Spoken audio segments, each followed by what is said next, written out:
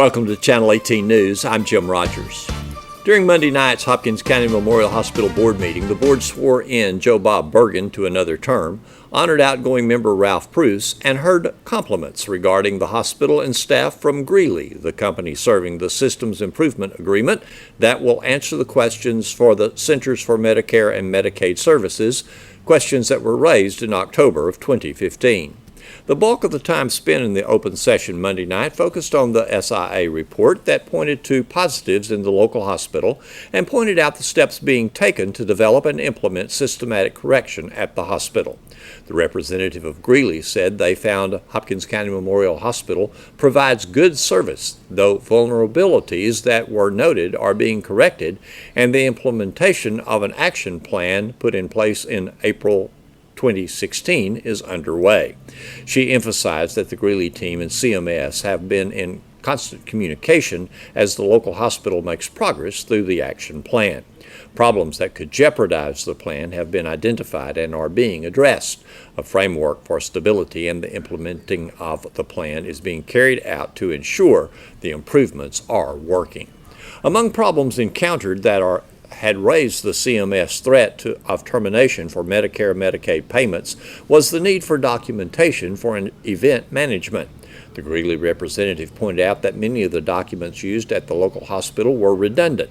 Therefore, the number of documents have been reduced, and the information that was gathered will now be getting to the proper workers. Physicians will now do family health history as revised policies have been simplified. The Quality Safety Department has been restructured with a new plan and program prepared.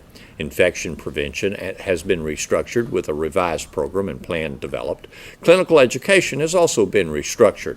Medication management, including administration of drugs in 3 areas, dispensing, ordering, and filling, have also been restructured. Food and diabetic services have added a food production manager. They are also restructuring emergency food supplies and taking specific steps in patient nourishment. One of the major areas of concern for any future CMS survey is the restraint of a patient. Personnel are being trained in restraint management that complies with federal and state requirements. This includes revising policy to align with the requirements and revising documents to match the current practice. Environment of care is also being examined, with one individual appointed to maintain the current level of smoke barriers, fire barriers, electrical equipment, and medical equipment. A contract has been made with a new anesthesia provider group, and proper documentation and monitoring are in place. The sedation and anesthesia issues were a large part of the process in meeting CMS requirements, according to the Greeley team.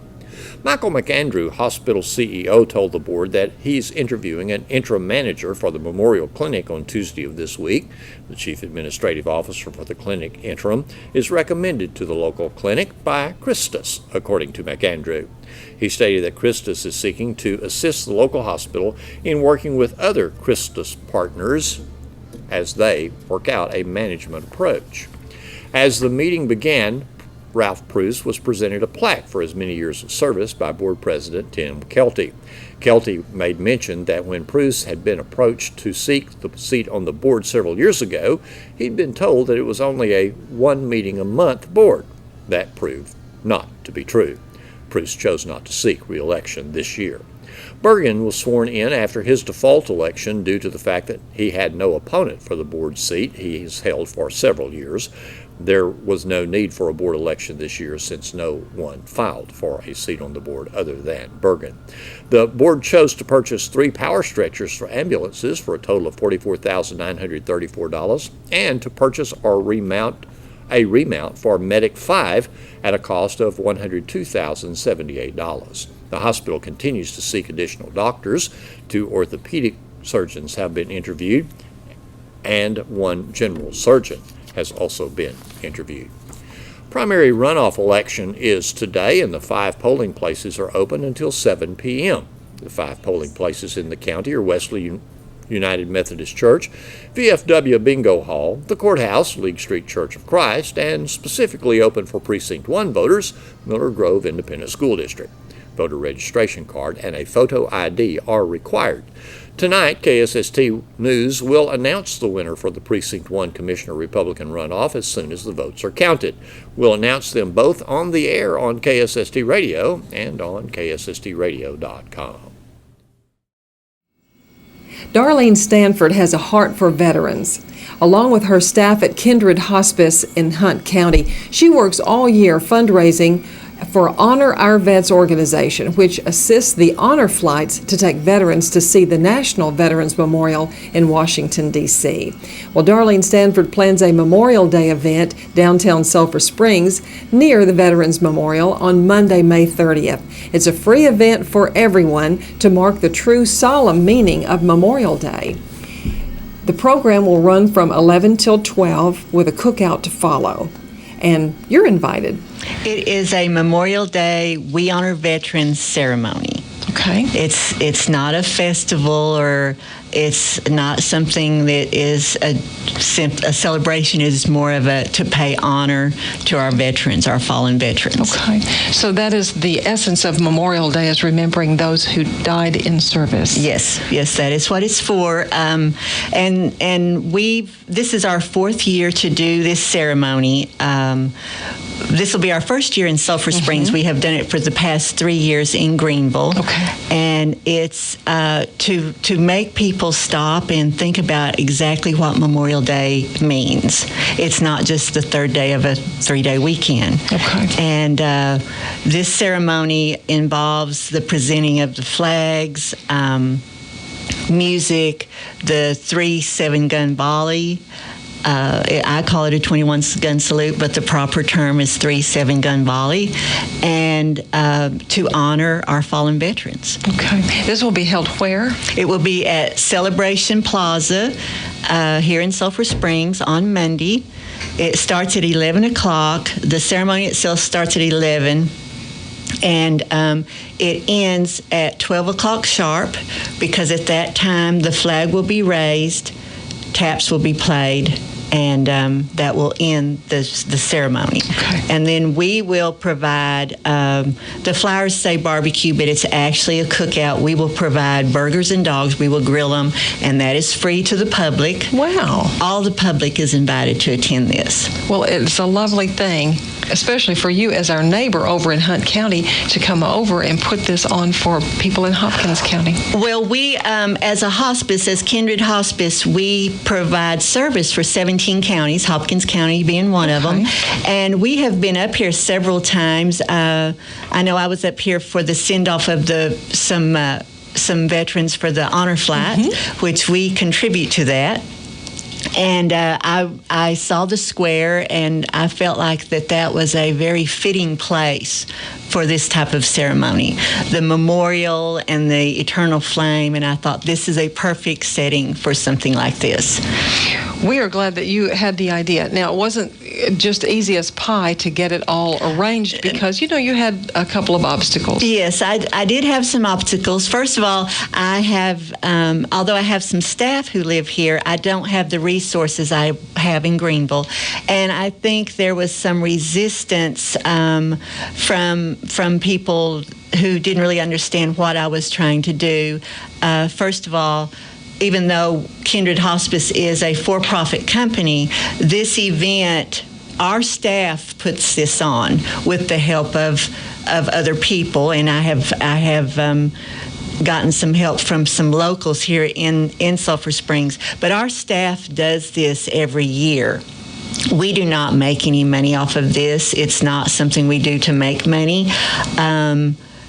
We actually pay to have all this done. We pay for the food and everything. And all it is simply something that we want to do because we are so actively involved with the We Honor Veterans organization. Okay, tell me about that organization. That is an organization that is set up with the National Hospice and Palliative Care Company, and it is also, it works with the Veterans Administration. And because our veterans, as they age, they have certain unique symptoms, diseases that affect depending on what war they served in. And so we are trained, we're educated on those different different symptoms and different unique things that they have to deal with. And as part of We Honor Veterans, we got involved in the Honor Flight. Now, Honor Flight is a true nonprofit organization, and they send veterans to Washington for the weekend to see their memorial. Yeah, to see their memorial. And we have, in 3 years, our staff has raised enough money that we have actually sent 15 veterans, and it's $1,000 per veteran.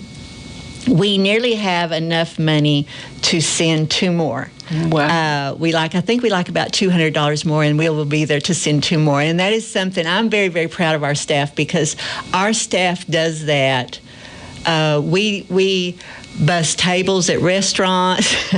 The office staff can wear jeans in the office every day if they want, but they have to pay. So all that money goes to the veterans. And then we do different things. We'll do fish fries or raffles of baskets to raise money for these veterans, and then we donate the money to the Honor Flight Society, and they send these veterans off. And whenever we had that last send-off here in Sulphur Springs, 2 of those veterans were ones that we had actually sent. So I was here for that, and that is something that our staff.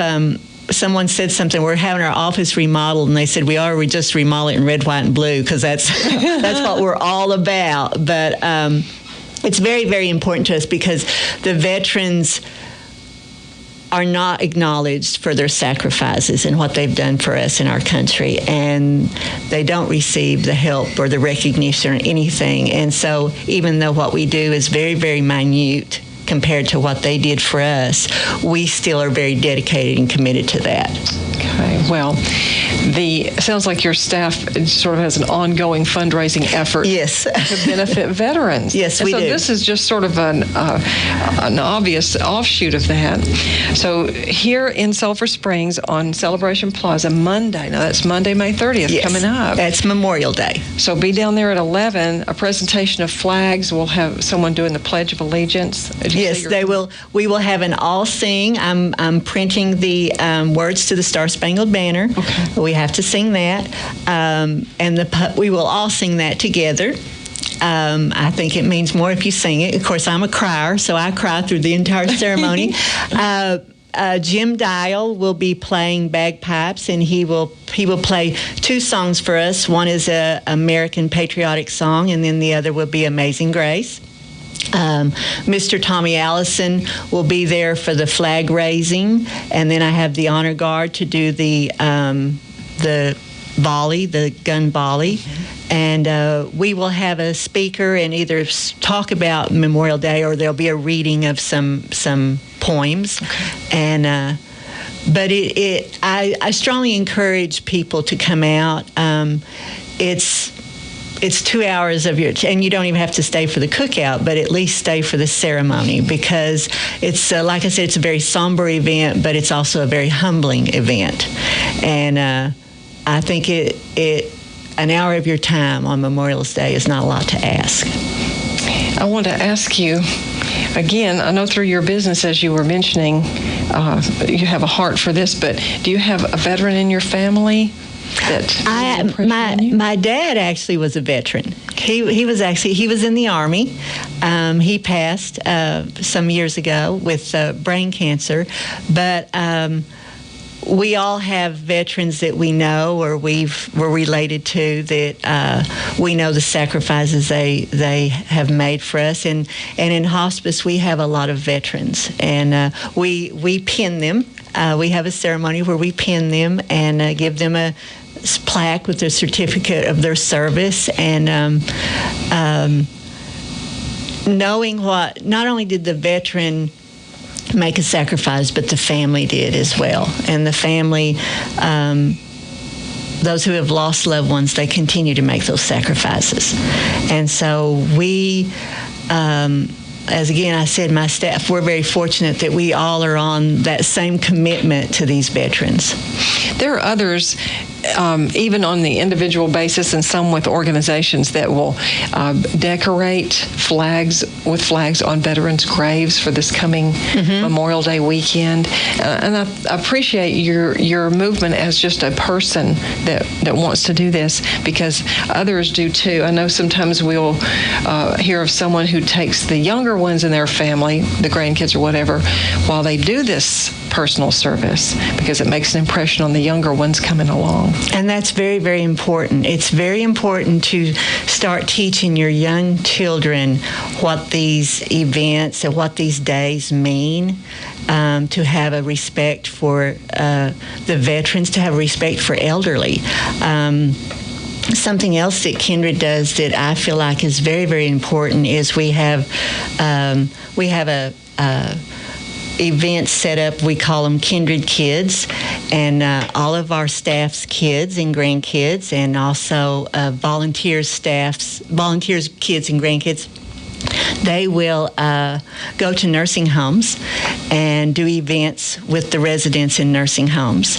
And if you start them out young, then you're teaching them to respect and honor veterans and the elderly as they should. And I think it's very, very important that you start out young for this. I just can't help but feel that even though you do have a business, that this stems more from a personal feeling. I think it's from the way I was raised. I was raised in a rural area in Oklahoma, and the character of those people, their morals, their character, their beliefs were so honorable. And I seek to be that type of person. And I also hope that my child and my grandchild become those kind of people. I think there's a serious problem with our younger generations that they don't have that. And for instance, last weekend we went up to Oklahoma, where I'm from, to decorate all of our family's graves. I know that's probably not something that people do in Texas, but we do it every year, at the same time every year, and we decorate all of our relatives' graves back to our great-grandparents. And everyone comes to the cemetery to do that. And I know my granddaughter said, I don't even know these people. And I told her, I said, but they're where you come from, and you must always, always remember your roots, because that is where you get your character, your strength, your morals, your beliefs. That's where you get it from, and you must honor those people. Well, I think it's lovely, just as an American, you as an individual person taking this on here in Sulphur Springs. So let's remind folks, Monday is actually Memorial Day, and a day to honor those fallen during service. Yes. And a little bit different than Veterans Day coming up in November, which is for all veterans. Right. These are particular ones. And so the Memorial Day event on the square or Celebration Plaza from 11 to 1 on Monday. Mm-hmm. And the actual ceremony ends at noon, but then we will have a cookout for those who would like to stay and have a burger, dog. I think we've got chips and drinks, and that is free. Wow. And but we invite everybody to come, and I think it will be a very somber and humbling experience for everybody. Okay. Well, we thank you so much for coming to tell us about it. Well, thank you so much for having me. I've enjoyed meeting you and talking with you. And we will see you on Red, White, and Blue Monday, Memorial Day downtown. I look forward to it. Thank you, Darlene. Here's Don Julian with sports. Wildcats assistant soccer coach Nikki Wiggins has been promoted to head soccer coach to replace longtime Wildcats coach Andy Holt, who's going to Frisco Wakeland. I talked with new Wildcats head soccer coach Nikki Wiggins. Well, I'm really excited. I'm glad I got to be a part of when Coach Holt was here, and looking forward to just continuing the things that he laid the foundation for, and just I know the kids and have a good relationship with them, and just continue to work hard. Would he be a good mentor for you, somebody that, kind of shared thoughts and you shared your thoughts, I'm sure? Oh, yes, sir. We talk pretty much every day, sometimes more than once a day, especially during the season, just kind of bounce ideas off each other in season and off season. One thing about a JV coach, you have seen probably almost all the varsity players come through. There's a few special players that Yes, sir. kind of skip that step, but you know these players. Yes, sir. Matter of fact, I've coached all of them except for Julio Robles, who's been on varsity as a freshman. So he's the only one I haven't coached, but he's been around. So looking forward to it. Will you do some of the things that, well, obviously, I haven't heard anything about, or you're not doing cross country, are you? Anything? No, sir. No cross country and track. I'm going to stay freshman football and head soccer. Okay. Will you assist, like with the kickers? Most of them are soccer players on the football team? Or? I'll probably end up doing that. I know when they don't show up or they're not around, Coach Owens asked me where they are. So, yeah, there's a soccer kid. So. Did you kick? Were you a soccer player that kicked in football? Did you? I was. Actually, I was. I played a little bit of everything, but I was the kicker and at Nacogdoches High School and enjoyed that and played multiple sports and just understand kind of here as many people as we can to play more sports, the better. Now, there was a Dempsey from Nacogdoches that's on the U.S. team from time to time.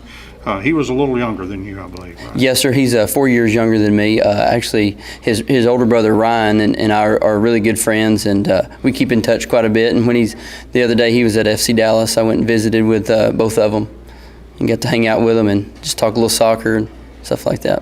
Do you think you'll change much what we saw on the field? Your philosophy, is it much difference in terms of defense or offense? No, not a lot. I think just quality soccer is what we're looking for, and that's what was here, and that's what we're going to continue to try to put on the field. Had a very young team last year, so you have a lot of good guys coming back. To be excited for it, right? Oh, yes, sir. We have quite a bit. Actually, I think Tanner, we'll miss Tanner. Dakota Stalkup, we're going to miss in the goal, and Scott Galarza. There's several that got some playing time that are going to be missed, but a lot of kids coming back. And some on your JV. On the JV. Yes, sir. All right. Thanks for watching Channel 18 News. Have a great evening.